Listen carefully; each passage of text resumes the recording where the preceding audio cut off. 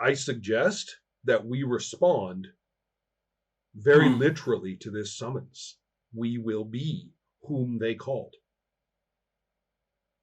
That Good idea. we'll just go and we will be whom they called, and we will do. Uh, these people are uh, easily driven to violence.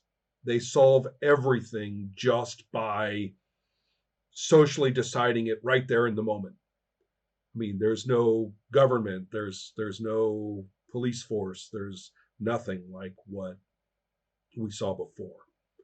Um, if we say the wrong thing, then one family will murder everybody else in the other family. So, so we should be, I think, very responsive. If it's okay with you, let's spend some time with the supplicant.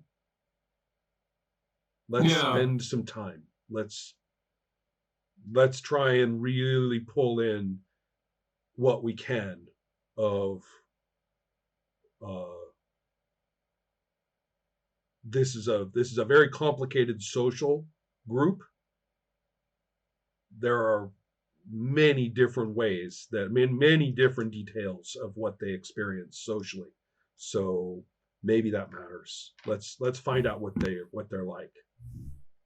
So I'm going to suggest that we just walk there and seat ourselves right there around the fire in the attitude of, yes, you have summoned us. Yes, here we are. Yeah, we could disguise ourselves as their gods. Do you know who If their we gods act are? like it, the veil will do it for us. Okay. Right? We'll just act like that, and that's what the veil will do for us. If we have to really make it stick, we'll try mask. But I don't think I'm going to do anything extravagant about being the god. I don't want a big atmospheric display or something. I just want to show up as if summoned. Like in a lot of these stories, when they summon helpful gods and stuff like that, or the gods show up, they just look like simple travelers. That's what I have in mind. Point. Yeah, that's what I have in mind. We'll just do that. So I'm trying not to strain the veil particularly. I'm just going to do what they expect. And of course, your appearance is that of, as you said, travelers. And right now, I was thinking about the idea of people with these long bowing tunics and belts. Right. So no pants. Right. And of course, again, you can think of a particular feature that stands out and marks your vessel as your own, as the kind of things that makes you say, oh, okay, this is Lilith vessels, just like the other time before. So please.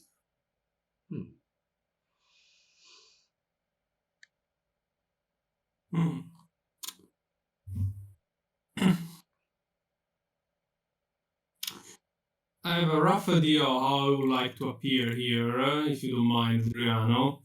I don't know whether I don't remember in English the name of that work of poetry in Nordic myths. But I would like to appear as Freya, the goddess of beauty, appears to mortals in the old Norse poetry. Let me send you a pic to be much more clear about this. Yeah, sure. There you go. So just a simple woman with some flowers and leaves tied to her dress and hair. Yeah. That usually is how Freya in the Norse poetry appears mortals. Right. I'm going to appear as a fairly high status person as indicated by bracelets, arm rings, the necklace of some kind, mostly of copper, maybe a little silver, but mostly copper, or less fancy but attractive metal or stones.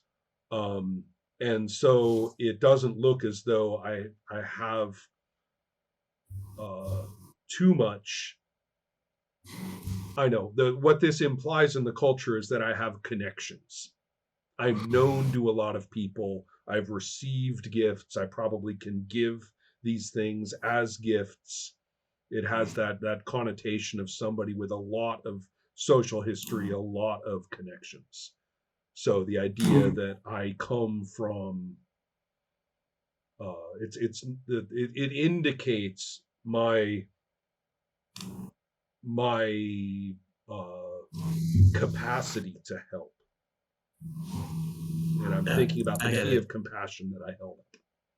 So it indicates that. Yeah, I think Lilith has, I think, same thing, high status here. Will be kind of illustrious visitors, I think.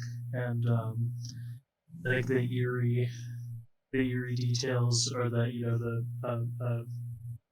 Annalise's face that she wears, the eyes are closed all the time, even though she sees, and gotta get the gloves in. I think she's wearing this, really beautiful shoulder covering of foxes.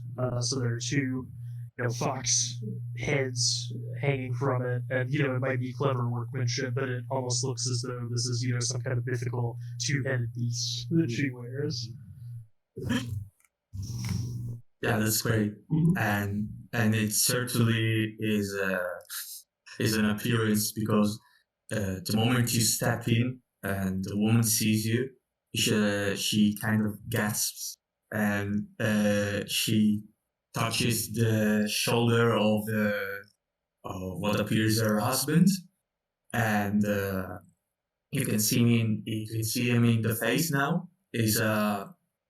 Apparently he's a forceful, lively man, so not kind of like the old shaman or the idea of this guy. He's young, on his 30s, and just like his wife, and he appears to be surprised as well by your appearance and your demeanor, and he just advances a few hesitant steps before addressing you, and he says, "You are welcome, travelers. You are not from here," and he's kind of ending this sentence with this kind of question mark, like you're not from here, but you're welcome in my house. Please step in. We'll prepare something for you, as you may be wary of the travel you just faced. Okay, so I replied, by the way, the work was the Poetic Edda, because I've seen that the name is the same in English. Yes. And I say, thank you. I suppose you're going to be our guest. It's been a far journey from the other branches of Yggdrasil. So I try to push on the fact that there is this ambiguity that either we are simple travelers or we are gods in disguise. So I would like to play on this element here. And you kind of receive a strange reaction, because the wife panics, so she kind of falls on her knees, and she says, "Have you come to punish us? Oh, please." But the husband steps in and says, "We are honored to be we are honored to guest you on our house, and if you really are what you proclaim to be, we feel that your arrival is much needed in this time as the underworld presses on the borders of our small community, and rage between our between people just sparkled like a wildfire.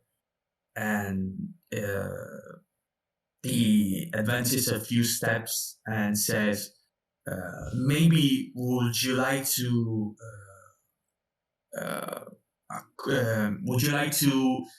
follow me and help me with my daunting task? That's why we are here. No further word is needed, my fellow man. We are here to help you mortals. Please, Aether. I'll actually shoot you a glance and say that's enough of the god talk. So I'll accept the invitation to eat and drink with them, to sit with them, and also to introduce ourselves. And I will simply use the names Hazard the Grey Witch and Lilith the Bedlam, and let the veil manage. That's what it's for. So if we say who we are honestly, then I figure the veil will translate it into whatever makes sense for them. Mm-hmm. And so so I'm going to actually suggest that we simply socialize. Mm. And in fact, I'd like to know their names. So now that I've given my name or given our names, then what are their names?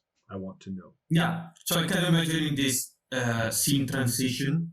So now you're kind of sit near the bonfire, and you're sharing this meal and the ale, and the man speaks and says, it's kind of like, for a moment, the moment you say your names, it's kind of confused, as the veil is still trying to assert himself, and then he just kind of nods like, of course, you are, and in his mind is all made up. And he says, I'm Tolgrim, and I'm the godar of this community. And this is my wife, Arnis, and she shows with a gesture of his hands, his wife. And my son, Thorsin, is currently outside, and he's herding the flock with our servant. But he will be here soon, of course, if you would like to have a talk with him. And I feel that in any case, it's not safe to be outside in these troubling times, and it's best to have your family members close. You know that if you answer to my prayer, you know exactly what is the problem. And I feel that this feud that is spilling between our families is the result not of a desire of justice, but just the idea of a cruelty and viciousness of Ezra and his family members. They have targeted us, and what was that name, Adriano? Okay, Ezra. Do you mind to write them down on your Discord so that Yes, we have of them? course. And thank you, Adriano. Fair. Yeah, I would like to. I would like to say, our sight is our own, but I cannot see through your eyes. Tell me of these dangers as you have seen them, as you have heard of them, as they have struck upon your family. The man is. Let's see. Yeah, the man is. He thinks for a moment, recollecting his thoughts, and says, "It all started with the killing of one of the servants of my brother, Bolly, and he was publicly killed by one of the servants of Esja as an act of feud. Apparently, he said that it was an act of revenge from for some comments on his wife, but I don't think that the servants of my brother are. My brother knows how to treat his servants, and they will surely not address in any kind of disrespectful way the other people, because he knows how to treat them, and he knows that Esja in particular is a cruel and reckless man, and so I believe that it was all an excuse, some kind of,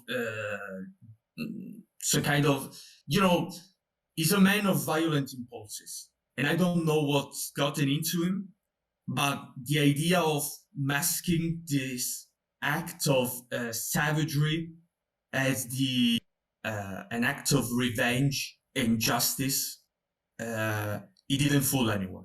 It didn't fool anyone. Our house is in great turmoil for that. Yes. Well, I'm Hazard with his history roll is Yes. is thinking about this. And first of all, I assume that just like my copies of the Norse sagas, this is full of footnotes as to who is related to who. Right. So there's this Yes. right. So there's these freaking long who's cousin to who and all that crap. And I'm quickly realizing that we're going to be here for a really long time as he carefully explains what this servant said about that wife and all all that. I am going to say in a I'm going to say sternly, all feuds are the same. What is the danger that has drawn you to the extreme? What brings us here? Where is the strangeness? Where is the threat? Tell us of the tell us of the opening of the underworld.